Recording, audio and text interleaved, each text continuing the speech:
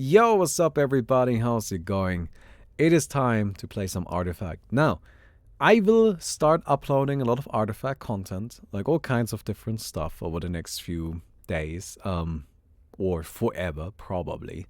Something I want to do a lot of is playing tournaments. Like, that's actually one of my primary things I want to do. I want to play in tournaments all the time. But, here's the thing. Before we do any of that, I feel like I just gotta sit down and we gotta actually go through the game for once. Like, just one time and actually explain everything so everybody understands everything that's going on and all of that. So we're gonna play a bot match right now. And I will explain the game as we go through it. Alright?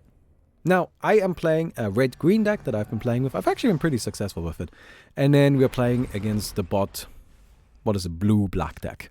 Right, so we'll just see how it goes. Anyway, you saw right there, the first thing we do is we deploy heroes. And we'll get to heroes in just a second. My heroes are just as important in Artifact as they are in Dota. The first thing you need to know about Artifact is how do you win? Right, like, so the primary win condition in this game is to destroy 2 enemy towers. So you wanna, you can see that this is a lane, this is a lane, and this is a lane, and there's a tower here, there's a tower here, and there's a tower here. You wanna destroy 2 towers.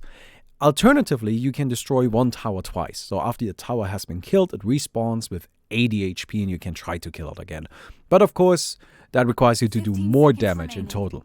Anyway, we're gonna go ahead and pass the turn. Now, turns are taken one at a time. Right, so we are currently in lane 1. And in lane 1, we currently have 3 mana. We have a hero in play. You can see the bot has a hero in play.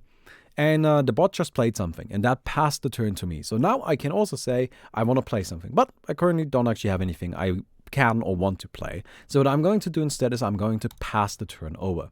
Now the bot has the option to play something again. There we go, play something. Same situation for me though. I don't really have anything I want to play, so I'm just going to pass the turn over.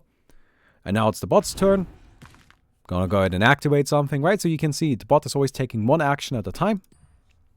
But now, finally, the bot will say, nope, I don't have anything left that I want to do, and is also going to pass. And after the turn has been passed twice like that, what ends up happening is, also we're going to go ahead and make this guy fight that one really quick. What ends up happening is combat. So, how does combat work? Well, you can see right here, there are these little arrows. They point at who's going to be attacking who. Combat happens simultaneously, right? So, all combat is taking place at the same time. And it's all about, blocking damage and preventing damage to your tower. Now, what I did right there is I made my axe attack into the Zeus, which will kill the Zeus, get me gold, which we'll get to in a second. And it will also get rid of his ability, or the bot's ability, to cast in this lane. 15 seconds remaining. Because here's the important thing about heroes. Not only are they really strong, not only can they be upgraded by buying items for them, and not only do they respawn, but also they are what allows you to cast things. Without a hero in the lane, you cannot cast any spells. You cannot cast or play any cards. This is, of course, absolutely essential to the game, right? That is crucial. If you don't keep this in mind the entire time while playing, you're just not going to have a good time. All right, we're going to go ahead and put our Drow Ranger into the mid. At the start of the match, you deploy 3 heroes, and then you get to set, okay, I want to play this hero in the second round and this hero in the third round, out of your 5 that you start the game with. So I'm going to deploy my Drow Ranger into the mid lane right here, and, we'll see how that goes. Oh, it's going to be fighting against, Drow Rangers going up against the Ogre Magi, as you can see. Anyway, our Omni Knight is still looking strong, and, yeah. Anyhow, so what we're going to do is we're going to equip an item on our Omni Knight. This item says equipped hero has +1 armor, and then modify Stonehold Blade with equipped hero has +1 armor after the combat phase. Modify is an important keyword. Modify is a permanent change to the unit, right? Modify is permanent. You cannot undo a modify. I think so. I don't know. You might actually be able to undo a modify, but I don't think that's currently in the game. Anyway, so this means that our hero, moving him to another random lane, okay. Oh no, to another, what is it, lane? Random? No, choose a unit in another lane. No, move a random allied black hero from this lane to that lane. Okay, there we go. No, it was random. Alright, so now it's just our Omni Knight against this creep. That seems like, it's not that big of a deal. So there are 3 different types of cards in this game. There are, well, apart from heroes, right? But you don't really play heroes. Heroes are just always in play. Like, they aren't really cards. But they are spells, they are minions or creeps, and then there are improvements. Improvements are very important. I'm going to use one right here. So improvements are special because usually you can only cast cards or use cards, cast spells in a lane where you have a hero in it, first of all, and then also only in that lane. So, for example, this Gust ability, I can only use this in a lane where I have a green hero, and as long as I have 4 mana, and then when I'm using it, I can only use it in this lane and not in any other lane. But there are some cards, and this is a very important part of the game, that break that rule and that allow you to cast across lanes. Improvements are part of that, right? So an improvement, like for example the Mist of Avernus, which modifies allies with +1 attack before the action phase, makes it so that all of my units here have an additional attack every round, and it just buffs them in this lane forever, and I can cast it from a different lane, which is really, really important. So anyway, the guy already used the Keenfolk turret, so we already put something down. I think we're going to use All-Seeing One's Favor on our Drow Ranger. So Drow Ranger now provides all units in this lane with regeneration, which is essentially healing, right? Very useful, very good. And makes it a lot harder to kill them, right? Especially this Axe, who's already absolutely massive. This Axe is a giant fucking unit, all right? The guy doesn't go down. All right, then, so we go into lane number 4. So we do have some options here. I think I'm actually just going to play a creep, which is the Stoneholder Elite, which is a really solid unit, right? You can see hits very hard, is able to beat up this Venomancer rather well. And we are now going to go into the shopping phase again. Now, this time we didn't quite make as much money as we did before, but that's fine. We don't really feel too bad about that. Right, so we have our Bristleback. We can now deploy Bristleback. Something you may notice is that Bristleback is an 8-12 unit, and Zeus is 3 and 7, or Venomancer is 2 and 6, right? Why is that? Why is Bristleback so much bigger? Well, that's because of the different colors. So red is usually much more about having big, strong heroes, while blue is a lot more about casting big, strong spells. So generally speaking, the blue heroes are a lot weaker. So it's just kind of like something that's important in the game. And you're generally expected to play at least 2 colors in a deck. Monocolored decks they exist, but I wouldn't really recommend them. Like they are probably not that strong. Unless it's red, because red is just kind of like raw power. Anyway, we gotta go ahead and actually throw this guy down in a lane. I don't really know how the bot is gonna act, so I'm just gonna assume that he's gonna put, at least something in the left lane. All right, there we go. And cool, we've got a Bristleback. We're pushing for some damage there. So again, keep in mind that if we have a hero of a color in a lane, that means we can then cast spells of that color in that lane. So for example, because we now have Bristleback here, we can actually use the Stoneholder Elite or the Vicious Nasal Goo because we have enough mana and we have a red hero. All right, cool. So Mist of Avernus, we're going to throw that down into the mid lane again. Why not? Let's get 2 of those going on. And then we have this right here. So Omni Knight already took some damage. Omni Knight does have an active ability, so we can use that to heal the Omni Knight, which is cool, makes him healthy again. And then we just kill the Zeus really quick and move on over to the right side. Now, you may wonder, why do all of my heroes have green attack values, right? It's because Precision Aura. Drow Ranger, very good card, makes it so other allies in all lanes have +1 attack, so everything has +1 attack. Very, very powerful. Alright, so we have a Stoneholder Elite we can throw down. Probably don't want to throw that down right in front of the Necrophos. It's probably just gonna die. But I don't really have any other open combat positions that I can select. So for the time being, we're just gonna leave it at that. What I'm gonna do now is I'm going to play for initiative, right? I could use Vicious Nasal Goo to modify a unit, give them -2 armor, which is nice. But instead, I'm going to pass. Because whoever passes first before going into the combat phase gets initiative in the next lane. Or, in other words, gets to go first. Which, as it turns out, is very powerful. Like, that is absolutely essential. It's one of the most important parts of the game. Understanding initiative and using initiative is so important. So yeah. Anyway, we get to go first. Now, in this particular instance, going first isn't actually the craziest thing, right? It doesn't make that much of a difference, but it's still nice. Where we get to throw down a unit, we get to keep initiative because, our opponent needed to respond, and we get ourselves a bunch of kills, which is great. We can be very happy about that. And cool, we've got a bunch of items we can buy. Let's get a blink dagger, let's get a mantle, sure, potion of knowledge, whatever. Alright, let's stack that all up.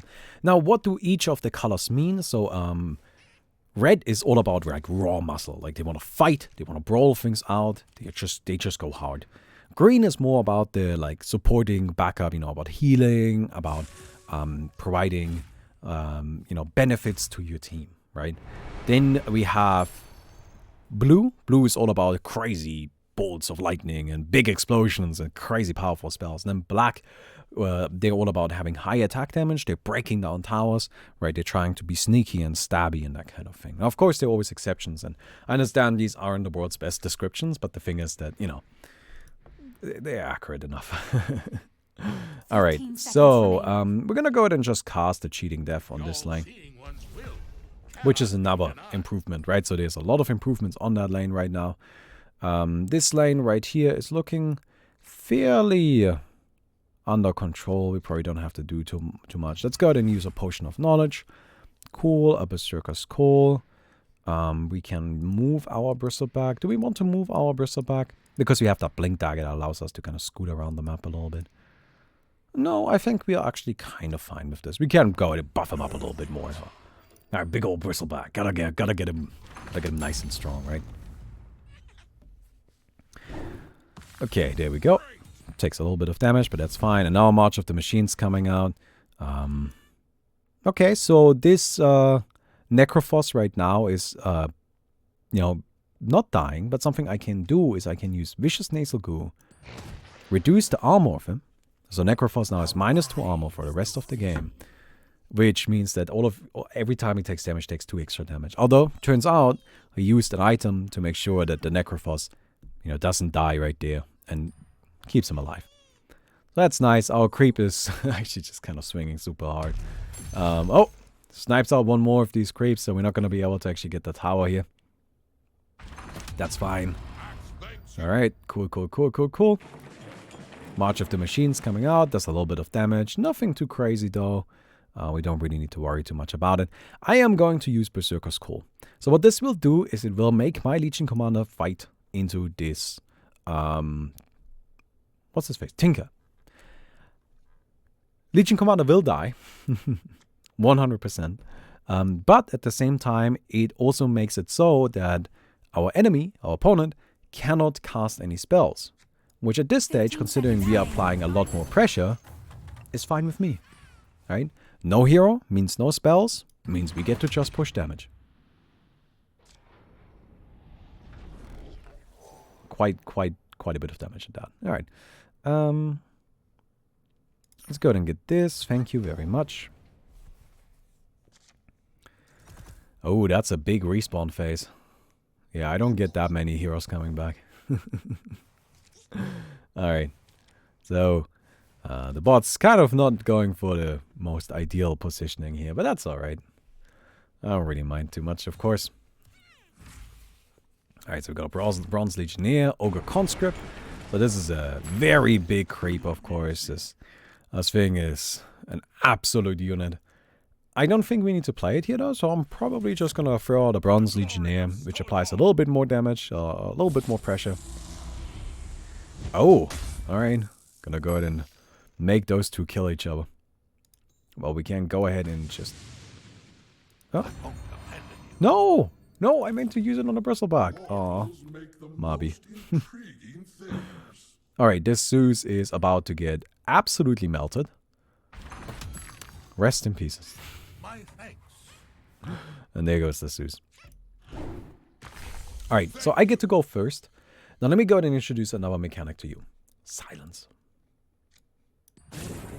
Silence, just like stun also has this aspect.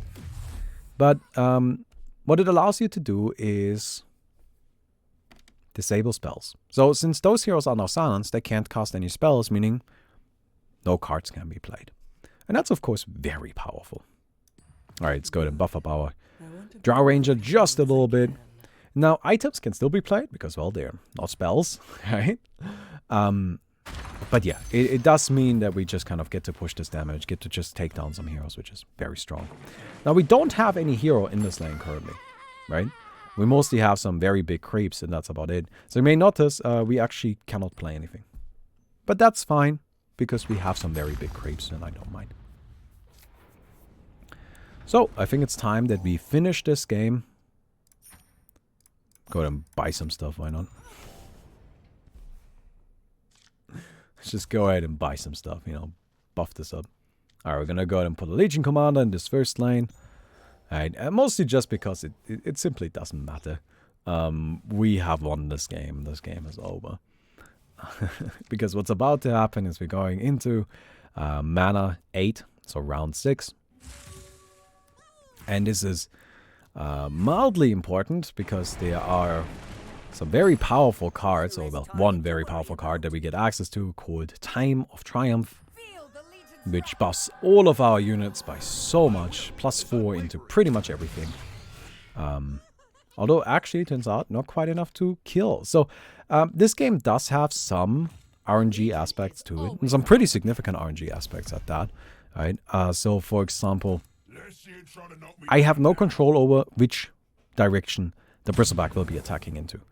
The Bristleback will simply attack whatever the Bristleback wants to attack. Now there's a 50% chance the Bristleback goes straight, 25% chance the Bristleback goes left, and 25% chance the Bristleback goes right.